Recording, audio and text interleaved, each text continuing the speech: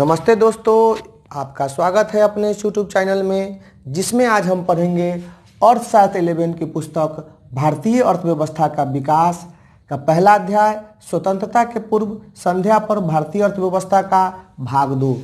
इसके पहले भाग में हम लोगों ने औपनिवेशिक काल में भारत के आर्थिक विकास के बारे में जाना था।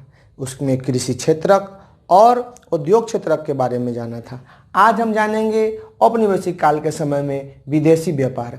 भारत प्राचीन काल से ही विदेशी व्यापार के लिए प्रसिद्ध रहा है, लेकिन औपनिवेशिक काल में भारत के आयात और निर्यात पर प्रतिबंधकारी नीतियां लगा दी गई है, जिससे कि उनके आयात जो कच्चे माल थे उसका निर्यातक बना दिया गया भारत को, और उसके बने हुए जो अंतिम वस्तु थी जिसका उपभोग करना था उसका आयातक देश बना दिया गया भारत पर, और उस पर पूरा एकाधिकार इंग्लैंड का हो गया।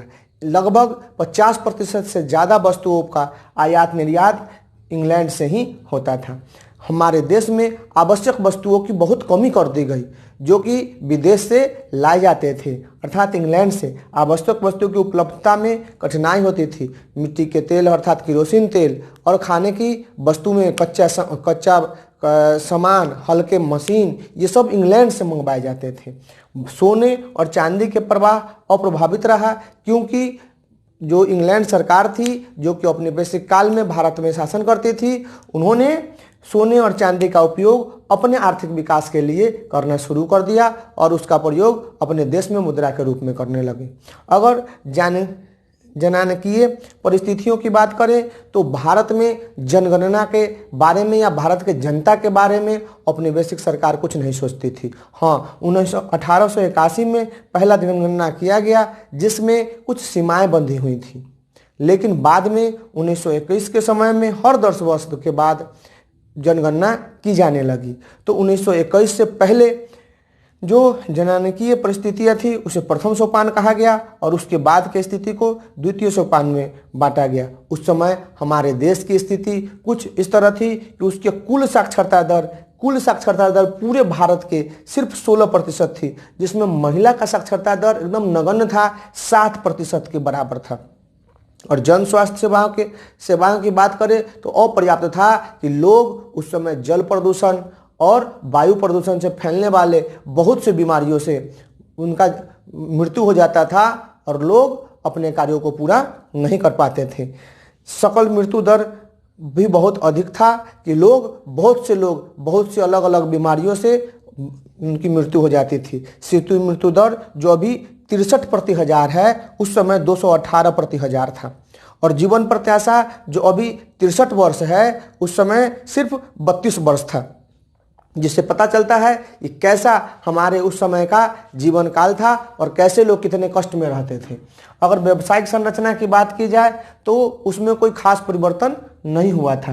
कृषि के क्षेत्र में 70 से 75% जनसंख्या लगी हुई थी, विनिर्माण में 10% और सेवा के क्षेत्र में 15 से 20% लोग व्यवसाय में कार्य करते थे, लेकिन वो कार्य हमारे देश के जनता के विकास के लिए बहुत ही निम्न था।